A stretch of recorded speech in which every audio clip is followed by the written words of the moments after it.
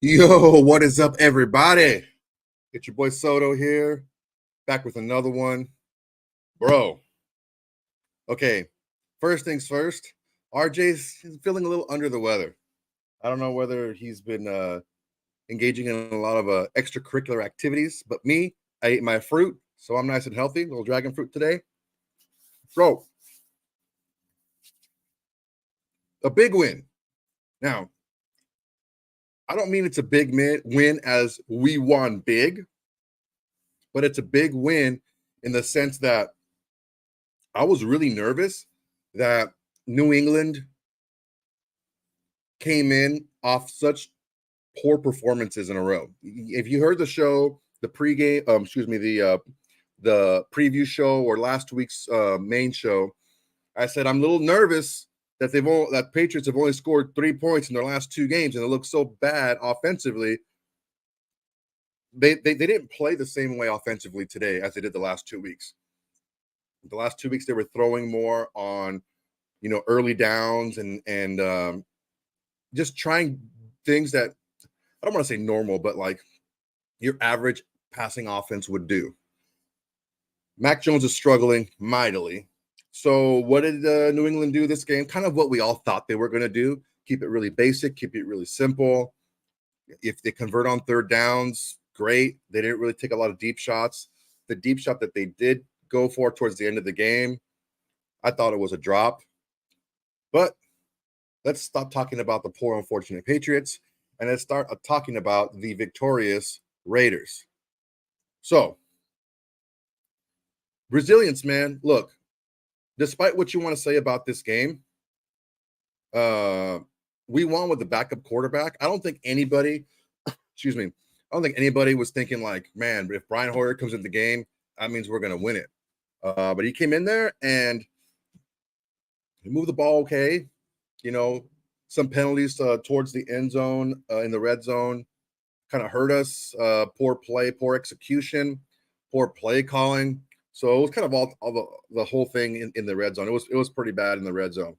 So what are we going to get into today?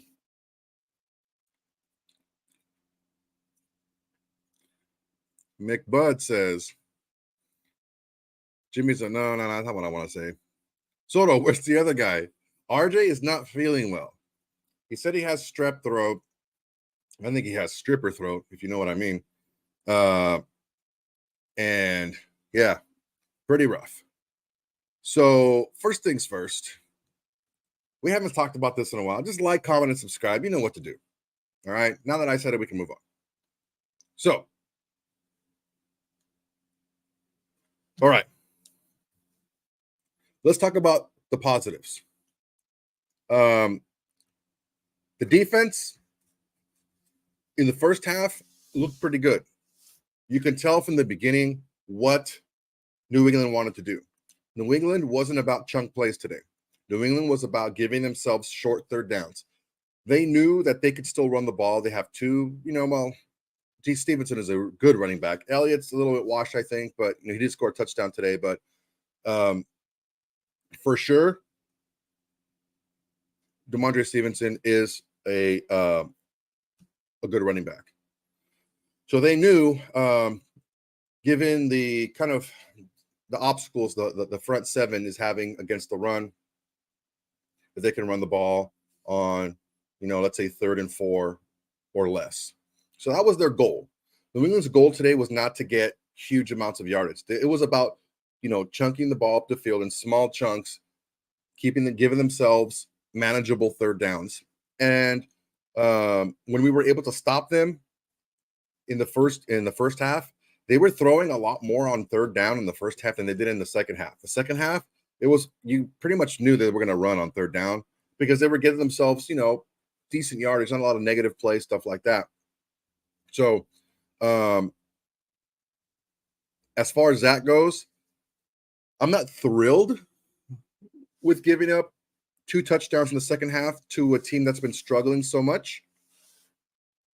But the defense came up big when we needed them the most. That's towards the end of the game. Max Crosby with a huge safety. Mac Jones just chucked the ball deep, man.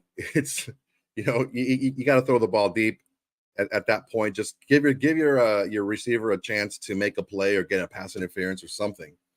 But he ended up eating the ball. Max Crosby and Nichols combined for the sack, I believe, for the safety. And the team scored over 20 points. The offense didn't, but the team did, which is great. Lot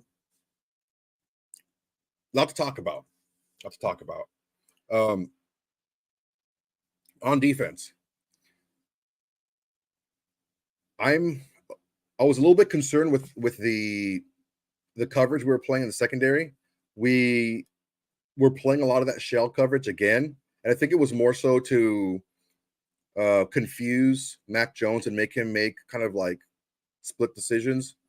But he was doing a good job overall of dropping the ball down and giving his receivers a chance over the middle. He hit his tight ends quite a bit over the middle. He had receivers on slant routes and kind of in routes, stuff like that.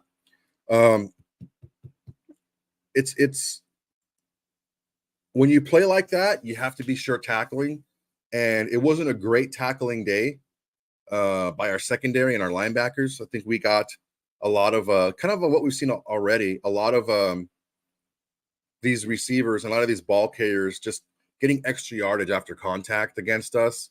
And it's not like every one of these guys was Ramondre Stevenson. It was, pretty much everybody was making yards after contact. So,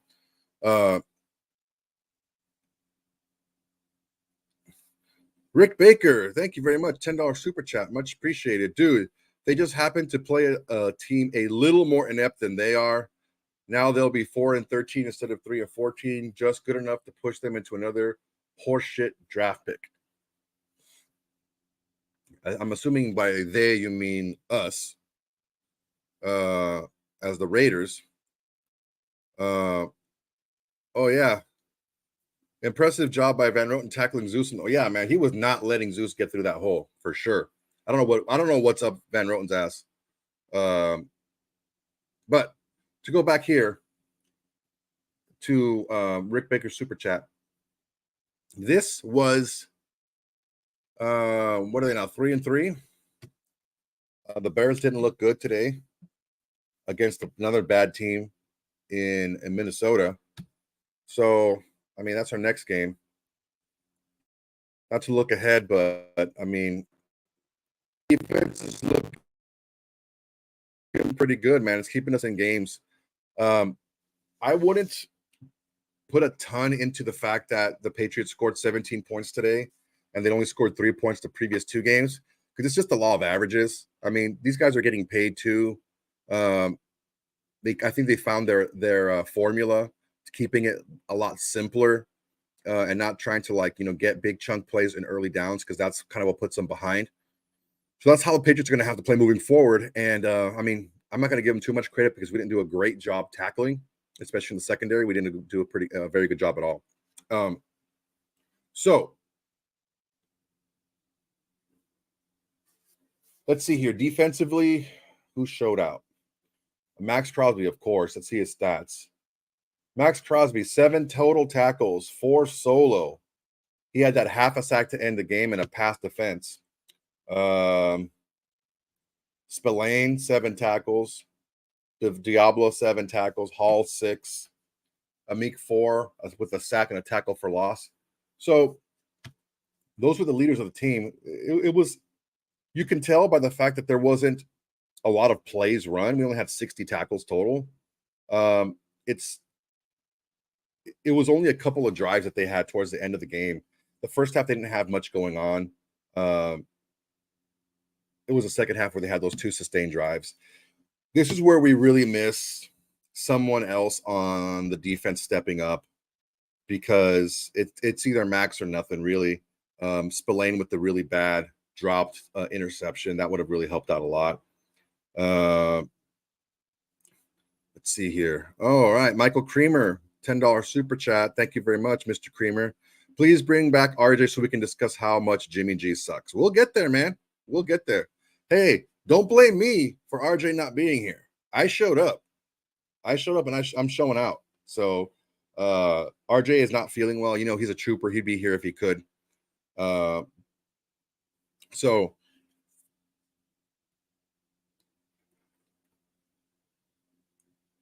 the issue that we're having here is I don't think that New England was playing to their strengths up until today.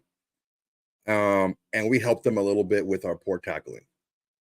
Are they a good team? No, they're not. I mean, evident they're 1-5, but I think if they played with a strategy and a game plan more like they did today, uh, they'd be in more games. I don't think they'd get blown out as much as they've had in the past couple of weeks. Um, a bad interception by Mac Jones thrown over the head of I think it was Gasecki or Hunter Henry, one of the tight ends, and straight to Trevon Moehrig, which was great. You know, we finished the play. It was an easy play, but we finished it. How many times have we seen those dropped? Like Spillane dropped one too.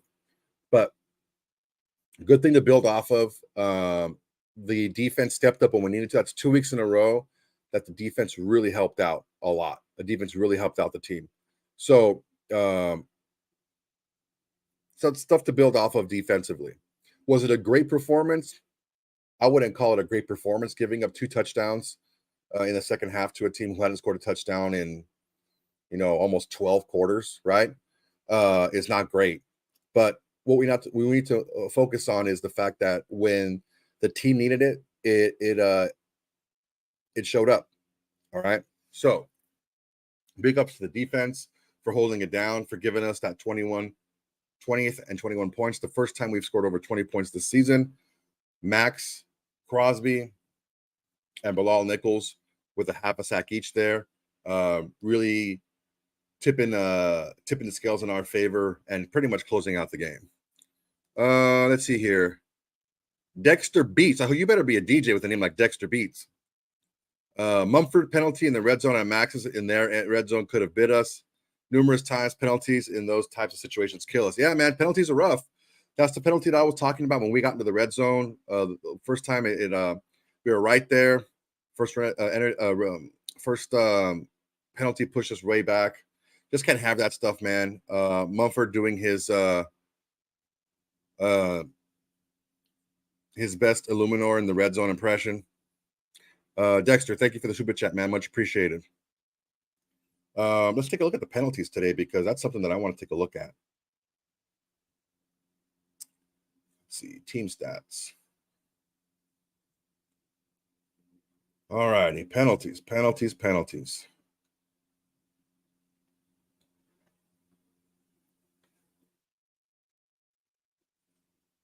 Ooh. Well, we didn't have as many as the Pats. We had 6 penalties for 42 yards.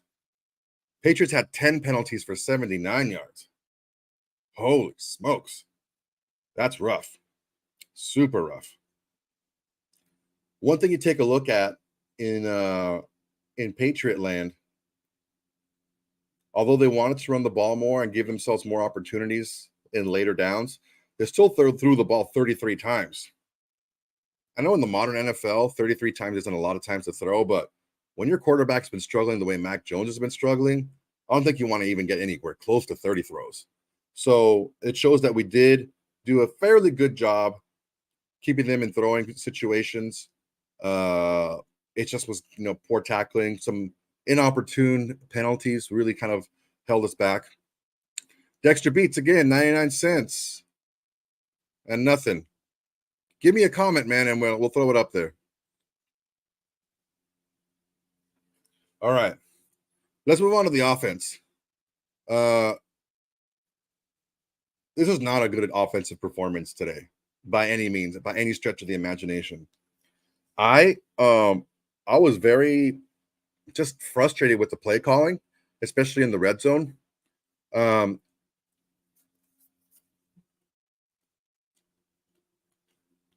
It's getting really tough to try to look for positives offensively. We're just not finishing drives. Now, I understand that we had Brian Hoyer in the second half of the game. I get that. In the first half, we did score 13 points, on pace for 26 for your math majors out there. But man, it's just It's rough, man. It's a rough looking offense. When you play a Patriots team that even though they're injured defensively, they're still pretty sound defensively. I think the 34 points that they gave up last week was a little bit of a little misleading because they gave up a lot of points off of turnovers.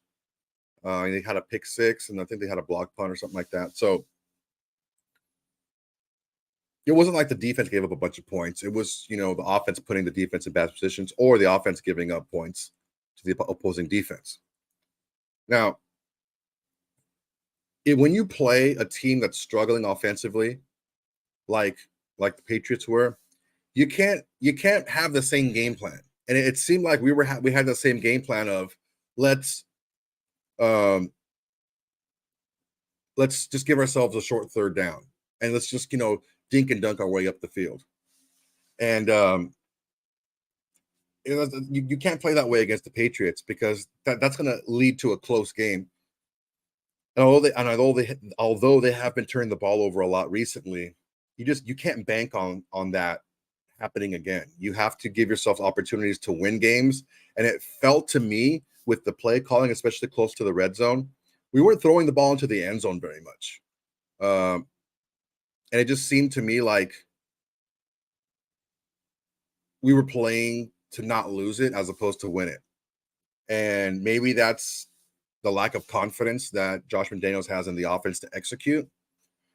Possibly. Maybe it's maybe it's the fact that we had a backup quarterback, but hey, 15-year vet, your handpicked guy to back up, that's your guy, so you should have confidence in him. Maybe you don't have the confidence in the offensive line, although they played a little bit better today.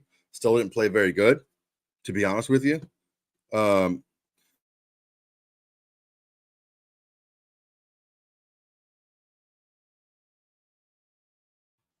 Sorry about that. Must be something going around.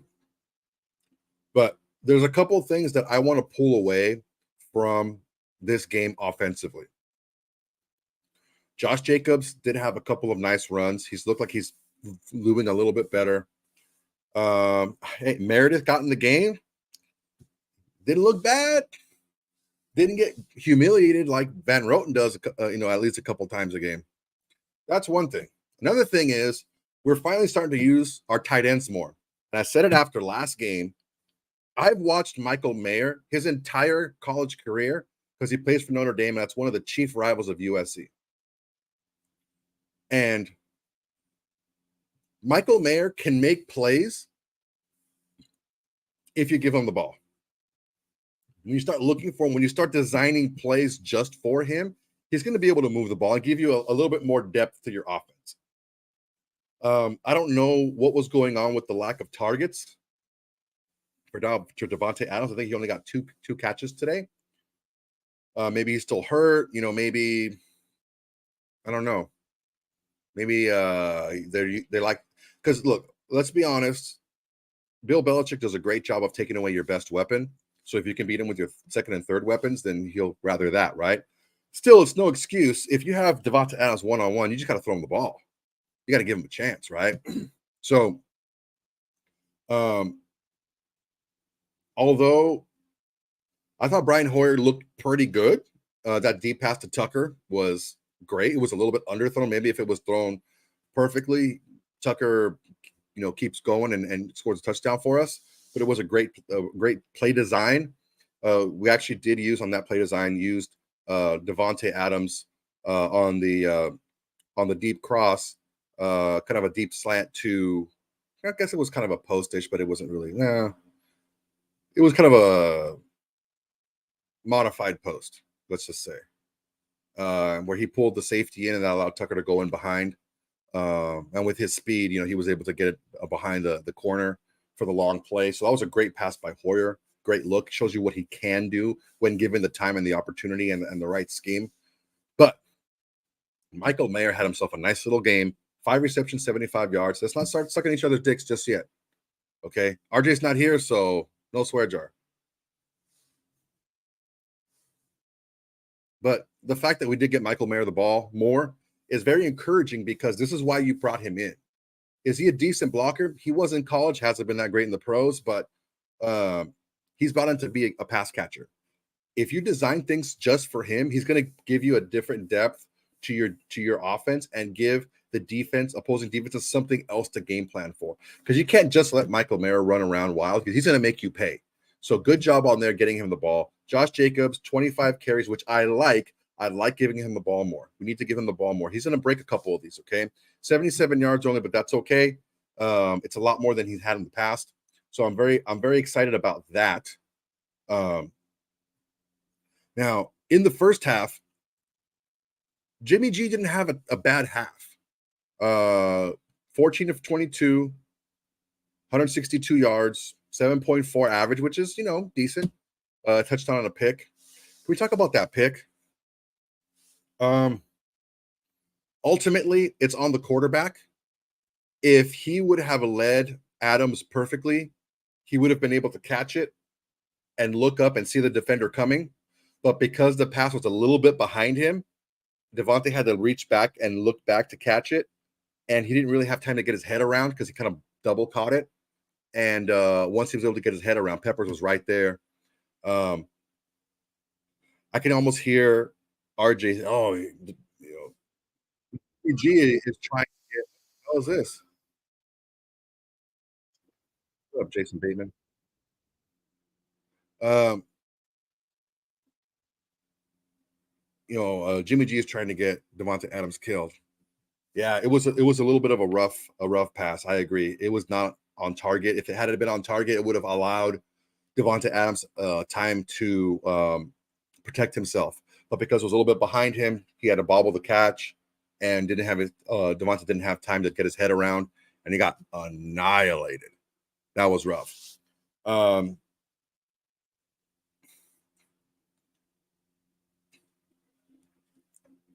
wait. I missed a super chat. McBud, thanks for the super chat, buddy. Let's see what we got here. No, that was Dexter Beats. Where's yours? There it is. McBud, thanks for the 10-pound super chat. Hey, Soto, it was a wank team we won. It was actually like a teaser game. Yeah, man, it was rough. I'm not going to lie. It wasn't a great showing by us. I think the defense faltered a little bit in the second half, giving up those long drives. The third down conversions, we allowed way too many third down conversions in the second half. I felt that we weren't playing tight enough defensively in the secondary. I think it was another mistake by Patrick Graham not allowing his young secondary to show out more. I think when he allows his secondary to show out, they surprise us. I think we were playing again that softer coverage, which isn't great against a quarterback that's struggling.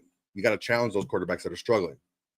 But overall, I mean, right around 70% completion rate, 162 yards, a touchdown, and a pick that was questionable. It wasn't a terrible game for a half. You double that over a whole game, it's about 300 yards. It wasn't great, but that's Jimmy G, man. He's not gonna light the world on fire. Brian Hoyer comes in, actually not bad. He's 60% completion rate, one long pass for 102 yards. No touchdowns, no picks. But what I want to focus on here are some of the things that we can build on. McBud, again, thank you for the super chat.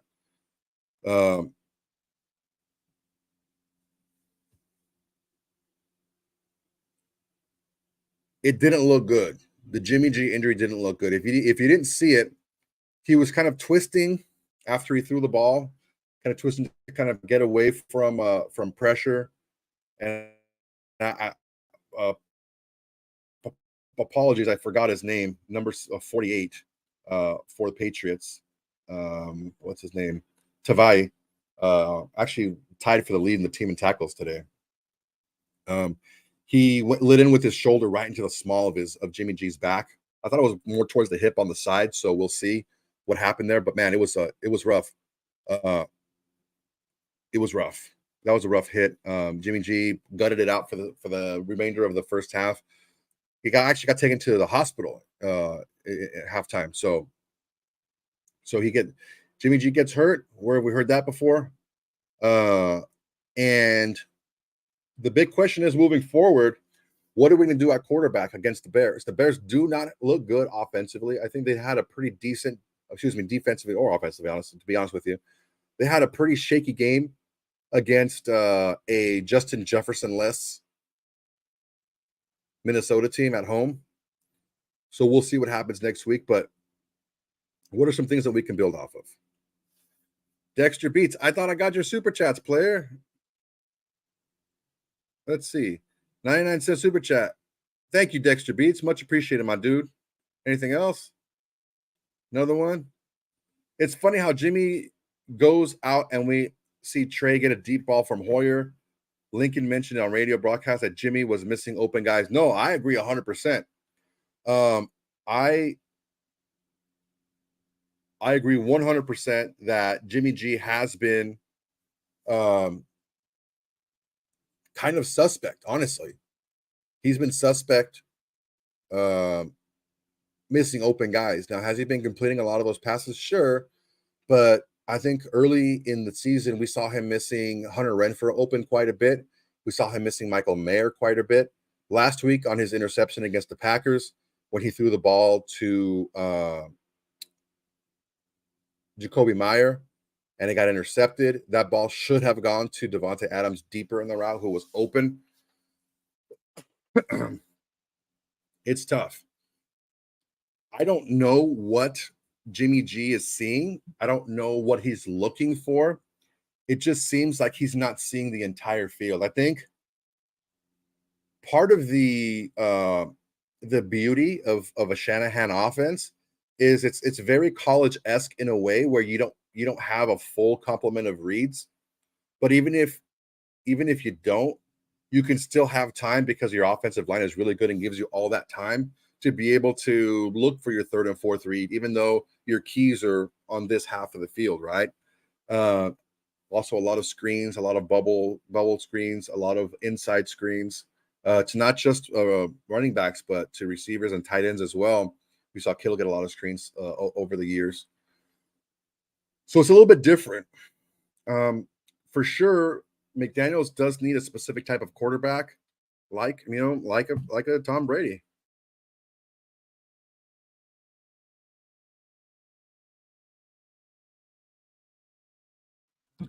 You need a smart quarterback with a decent arm, was able to process information quickly. That's what McDaniels is looking for. And honestly, if your offense is predicated on having all those boxes checked, excuse me.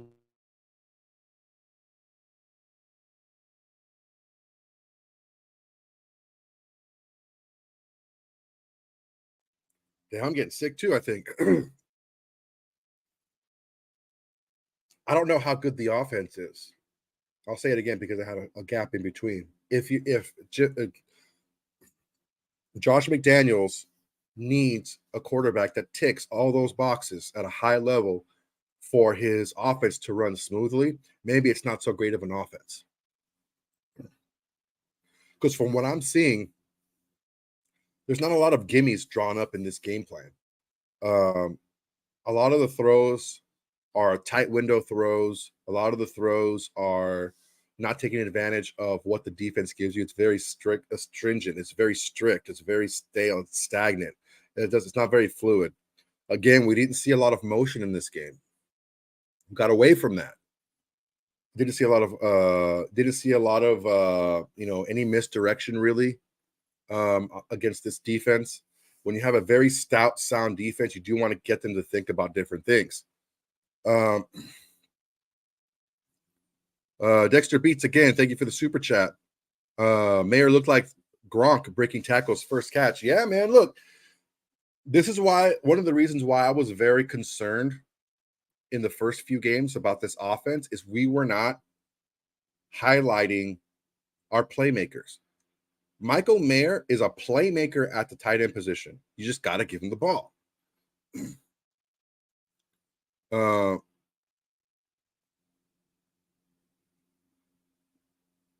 We have too many star players on offense for us to be for this to be the first time we scored over 21 points.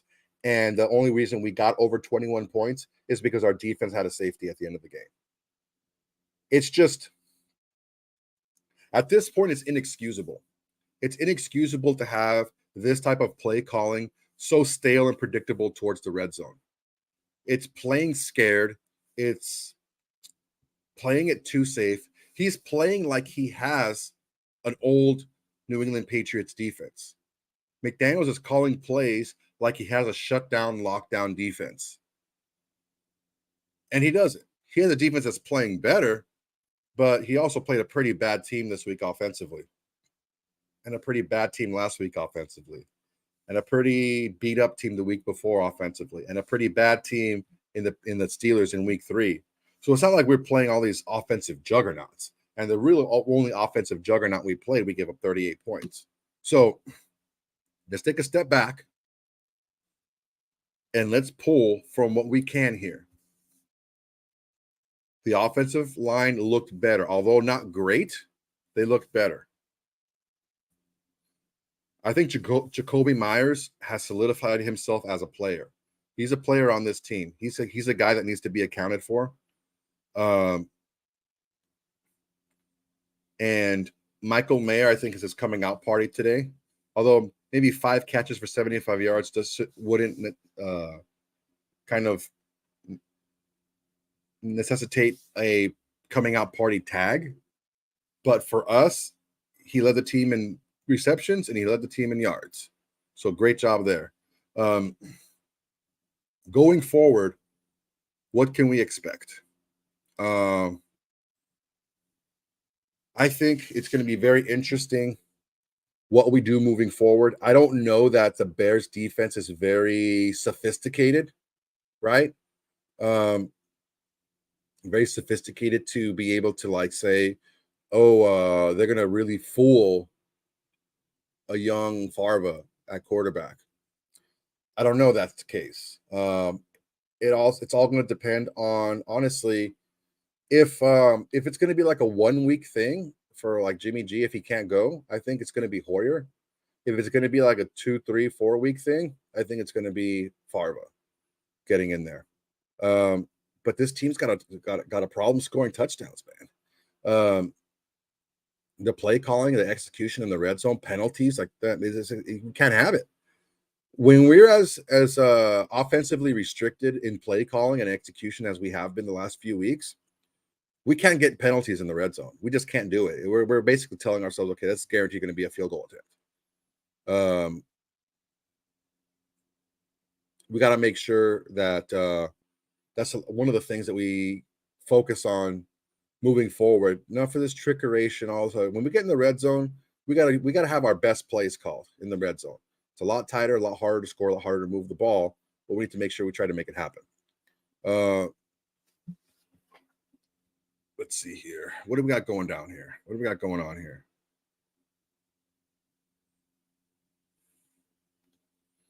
El Brown Holio.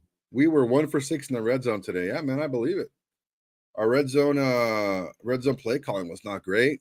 Our execution offensive line was not great in the red zone. We got penalties. We got blown assignments. Also, we got our quarterback, I think, is being a little bit scared. Now, I understand. If you take a step back, I understand from Brian Hoyer's perspective. Got a 10-point lead at halftime. I don't want to screw up and turn the ball over because that's really the only way that we're going to lose this game is if we turn the ball over. And it almost bit us in the butt in the first half, but we ended up getting that interception back. The main thing that we have to focus on right now is how to be more efficient in the red zone, because we had no problem getting into the red zone. We've gotten there 6 times. It's about finishing plays, finishing blocks, no penalties, getting the ball. We're falling into a very bad habit. I believe the one time that we threw into the end zone was actually the touchdown. Everything else was short and run in or throw the ball away or whatever. It was very previous years-esque, right? Afraid to throw into the end zone. And can't play that way against a team like the Patriots. because they're going to keep it close. That's what they want to do, is eat up a bunch of clock and keep it close. They almost pulled it out.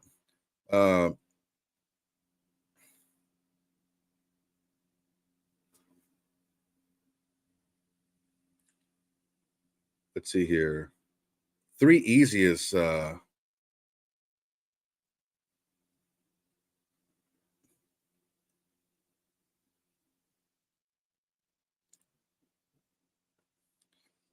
Mac Bud. Gruden's O. I don't know that it's exactly like Gruden's offense. I think once Gruden got into the red zone, he was just like, okay, cool, we got 3. If we get the touchdown, great. But we got the 3, we're good. I think in this case, I think it's just bad execution, but there are some questionable calls too. I think McDaniels is a little bit more aggressive in the red zone. I just don't think that, especially in the second half, I don't think Hoyer felt as comfortable pushing the ball, especially that close to the red zone when he feels like he got 3 points. And so it's a combination of everything.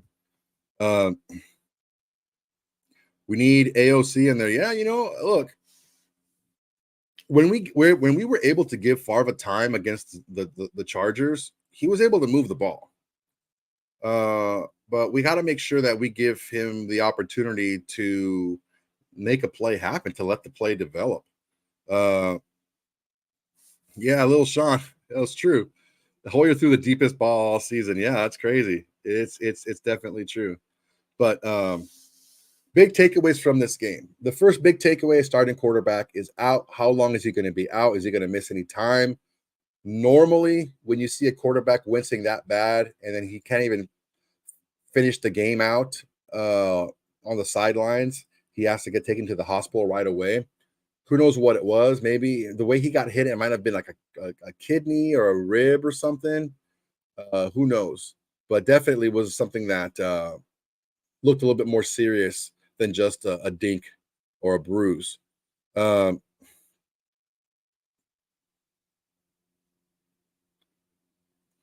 Again, I don't know what you guys think, but I'm of the opinion that if Jimmy G has got a more of serious injury than just a ding, he's going to be out a couple of weeks, maybe 2-3 weeks.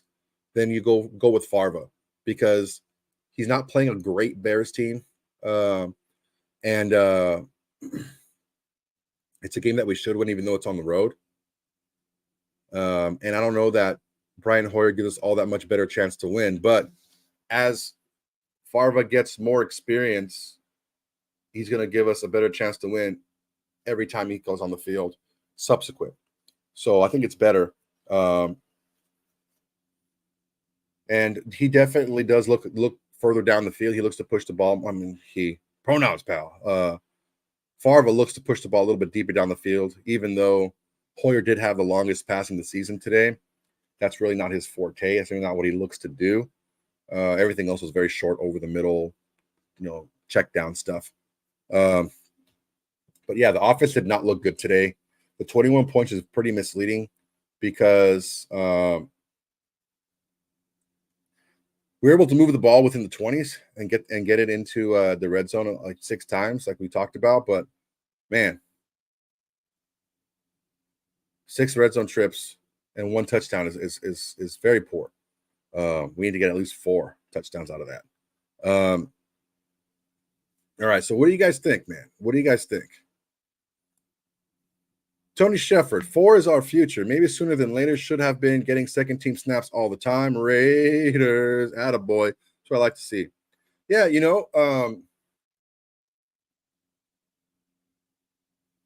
one big difference that I saw in Favre in the second half was that he was able to slow everything down in the second half. His clock was, his internal clock to get the ball out was a little bit quicker. We did him a great disservice not changing up how we were blocking Khalil Mack, just allowing him to beat one-on-ones almost exclusively the entire game.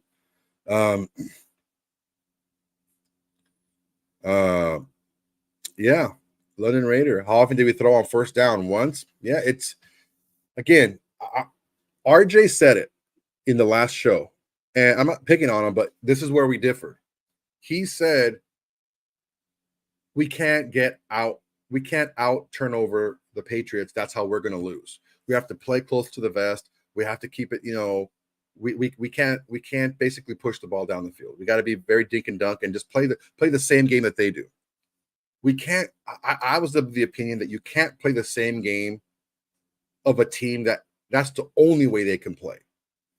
The Patriots can't go out there and get four or five wide and just wing the ball around the field. They don't have the talent to do that. So the only way they can win is by playing the time of possession, third and short battle. That's how they can win the game. How you feed into that is by playing the same game, because it's putting a lot of pressure on every time you get the ball. You have to be perfect moving down the field on every play, basically, or else you're going to put yourself in a third and long, and you saw how we did on third and long. I want to make sure that I'm on record saying I felt that we should have pushed the ball a little bit more. And that was before the game, not so much, hindsight. I'm not really a big hindsight guy, but before the game started, over the preview show and also in the main show, I was saying you got to take the shots down the field when they're there. Devante's one-on-one because we're running the ball well today, and they're dialing up a blitz. Throw the ball out to him. That's the right read. It's not about making the safe play. It's about making the right play. And sometimes the right play is further down the field. Devante Adams getting 2 catches for 29 yards. It's just not enough, man. He got 5 targets, but a couple of those targets, one target was the hit that popped up into the interception. The other 2 targets were not even close. So I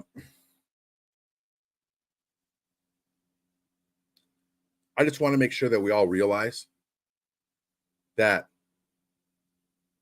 when I say push the ball, I don't mean, get into that, greatest show on turf Rams offense, 5 wide and just wing the ball all around the field. It's no, make the right play, even if the right play is further down the field. That's the play you want to make. You don't want to err on the side of caution all the time, because that's what New England is banking on in this case. They were banking on you making the short play so they could run up and tackle and get you off the field. We had to be able to push them and really challenge them deeper down the field. Pissed off vet. Third and Renfro was MIA as well. Look,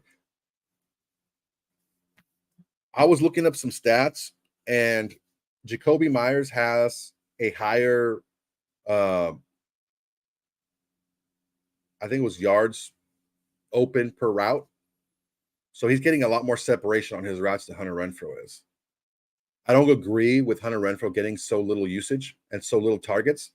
I think he deserves a lot better targets and a lot better usage that he's getting. However, I do feel like Jacoby Myers is a better player. You can agree with me. You can disagree with me. That's fine. But I do think we need to give Renfro more touches. Just a couple of touches a game just to kind of keep it fresh. Just 1 or 2, nothing crazy, right? And then if he's open in the scheme of the offense, in the progressions, if he's open, get him the ball. But I do think that Myers is a better player.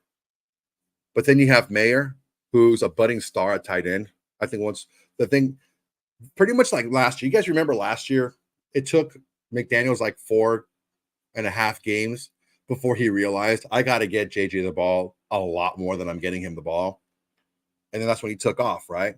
I think it took this many games for him to realize, damn, I really need to get Michael Mayer the ball. He is the guy at tight end, and I need to get him the ball more. And he showed today. So great job there, and maybe a new target, a new look. Great job on the deep shot by Tucker.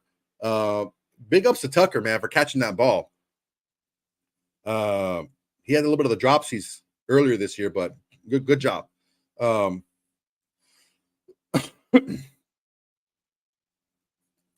Yeah, I mean Renfro did. He ran that ball and he took the attention of the defense away, and it got Mayer open. But that's what you have to do as a teammate sometimes. That's why I'm thinking you have to get him a couple of touches a game. Just a couple, nothing crazy, because you have a lot of guys. You have Tay, you have Mayer, now you have Mayer. You got Tucker that you want to get him deep. You got JJ, you got to get on the ball. So it's a lot of guys to get the ball to, but still, you should give him 1 or 2 plays. I haven't heard anything. The latest, I've been talking to you guys, so I don't know what the latest on Jimmy is. If it's anything crazy, I mean, we're probably not going to hear anything right now anyway. But if there's anything crazy, I'll hop on again and talk about it later tonight. Raiders content. If Jimmy Garoppolo cannot come back, who do you believe the Raiders will pick up for quarterback, even if being a third string? I don't know. I think we'll probably sign somebody, like from the practice squad. What was his name? I forgot his name. I even forgot his name. He was our third stringer last year. I think they're going to make a big move at quarterback, to be honest with you. And I said it a couple times. If it's one game, right? Like, oh yeah, he's a little dinged up, but he's going to be all right in a couple of weeks. And I think it's going to be Hoyer if it's one game. If it's going to be a couple of games, yeah, I think it's going to be Farva. Chase Garbers, there you go. Yeah, Chase Garbers. That's probably we're not going to make a big splash, signing anyone like that.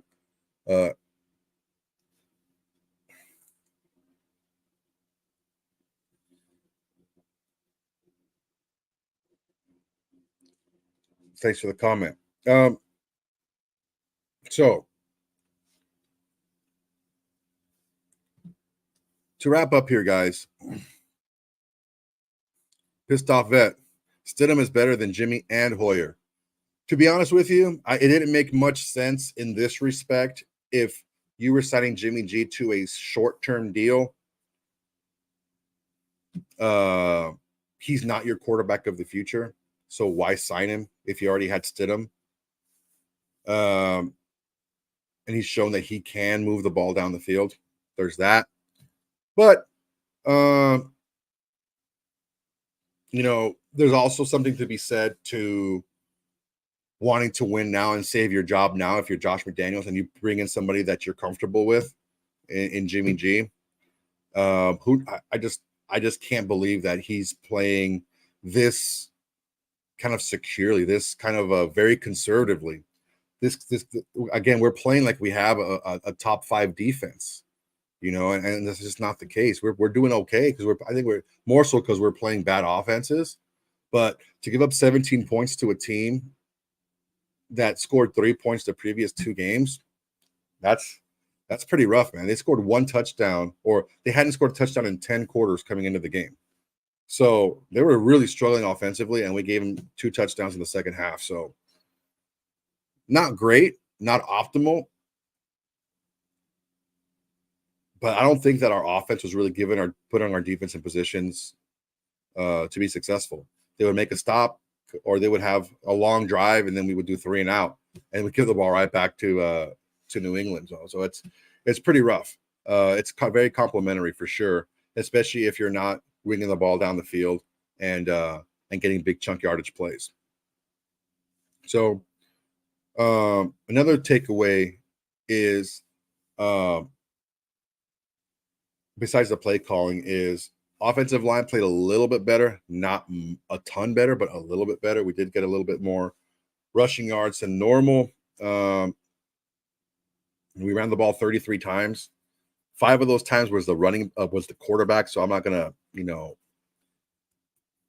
gonna say we ran 28 times because I know we didn't do any quarterback draws or anything like that. But pretty rough. Only 2.5 yards carry. I think it was what a lot of teams are doing against us, man.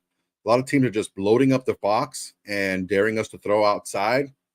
And until we have a quarterback that can help make players or help make defenses pay for loading the box and loading the middle of the field, they're going to keep doing it. And that's why I think Farva is a better play moving forward if Jimmy G is going to, get hurt for a couple games. Now, here's an interesting note. If Farva goes out there, wins the game against the Bears, has a good showing against the Lions, maybe he takes over the starting job the rest of the season. Because at that point, we would be 5-3, right? Maybe even 4 if we're 4-4 after 8 games. I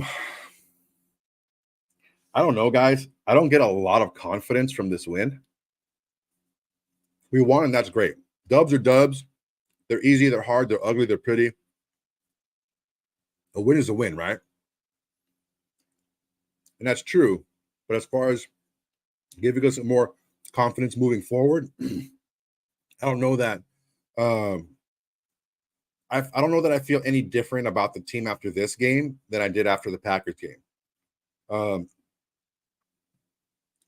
Usually, as you progress along in the season, you start seeing more of an identity come up from your offense and your defense, right?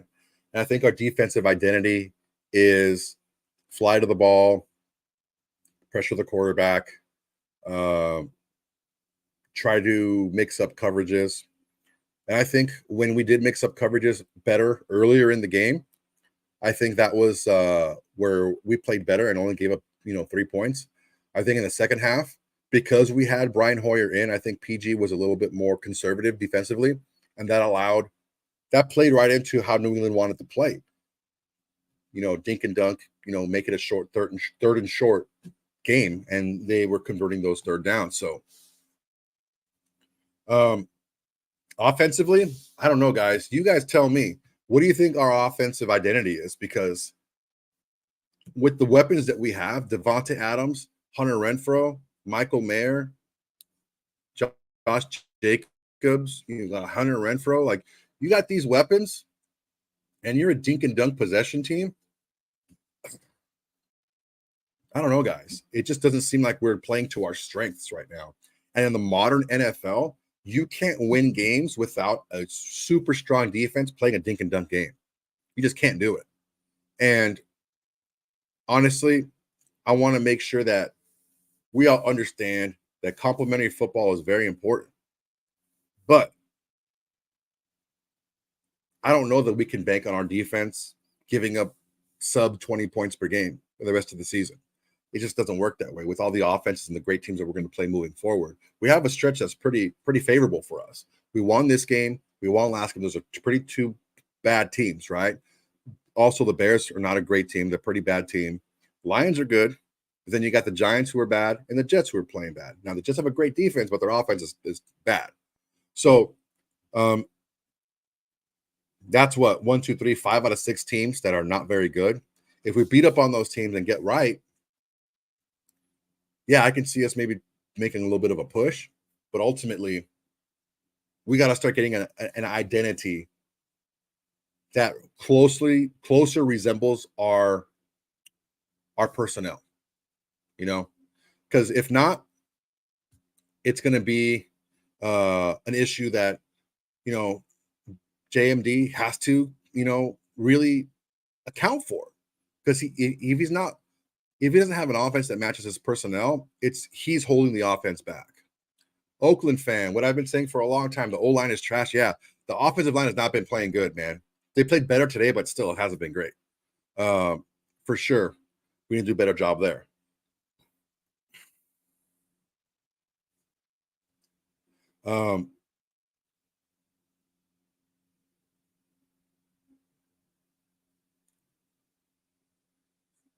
Boogie, O-line plays soft, bro. They do, man. They get knocked back. They reminded me a lot of the USC offensive line yesterday against Notre Dame. Holy crap, did they get their stool pushed in? Same thing with us, man. We don't get a lot of push in the offense on the running game. It's a musical chairs of who's going to get beat in the passing game. I mean, it's only a matter of time until Jimmy G got knocked out. London Raider, I agree, my man. Never felt so flat after a win. And I think what the reason is I just said it. I don't know that we got any more clarity about the identity of our team after this win. I think it was just we went out there and played, and we ended up making more plays. It wasn't like it was a strong game plan, or it was an executed game plan. It was executed okay, but the game plan wasn't good.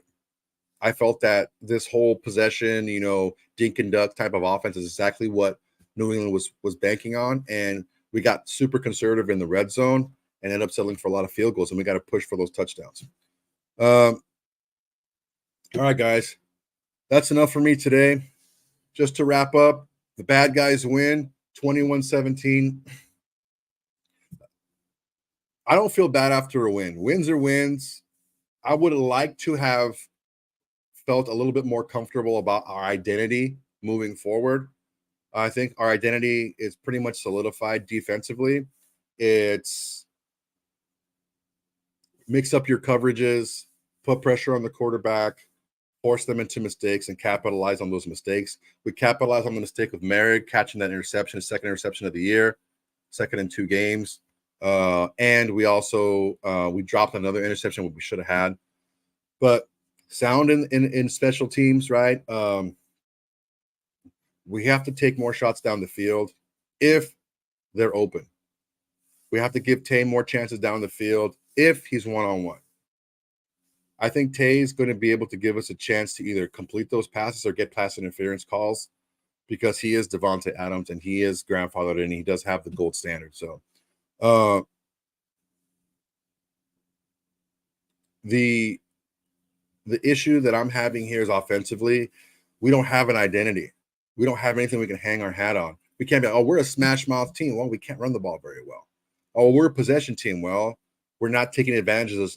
Possession teams still take advantage of the opportunities that you give them, and we're not looking downfield to take advantage of those things. So we'll see, man. We'll see how it goes moving forward.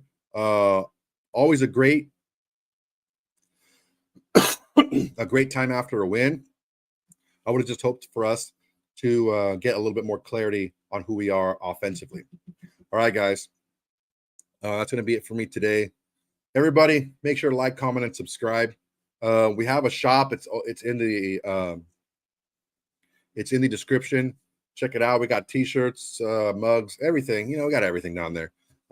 Pick something up if you'd like. If you ever thought how I can support the podcast, RJ and I don't keep any money from all the super chats and everything, all the t-shirts and all the mugs. For whatever reason, the mugs are going really good. I don't know. You guys like coffee, I guess, or whatever. But the shirts, the hoodies, the mugs, all that stuff, we put all that stuff, we bank all that money to help with what we're going to pay for to make this a better program, right? So if you ever felt how I could support these guys that are helping bring content, that's how you can do it, guys. All right, guys. We're going to make sure that we get pushing on this. And I saw this first, drafting the quarterback. What did I tell you guys last offseason? What did I say? Don't move up and trade a bunch of stuff for these quarterbacks this year because there's going to be 5 or 6 quarterbacks who are better than all the quarterbacks next year. And now we're seeing it. We're seeing Caleb. We're seeing May. We're seeing Penix. We're seeing Nix. We're seeing Ewers. We're seeing a bunch of guys that are out there that are balling. And there's going to be a couple of more too. Sanders, if he comes out, there's a lot of quarterbacks that are going to be better prospects than what came out last year. So that's looking ahead. But for right now, got the victory, 21-17 over the Patriots. That's 2 years in a row we've beaten the Patriots at home. Boom. Take that, Patriots. Next week we got the Bears. We're going to buckle down. And it's going to be a little bit of different challenge that we're going to get into in the big show during the week. I think Justin Fields offers us a different challenge with a running quarterback with a big arm, and he does have a couple of targets down the field that he can go to. But I think it's something that we can win, guys. All right, guys. Thank you very much for your time. Appreciate you. And until next time, everybody. Peace.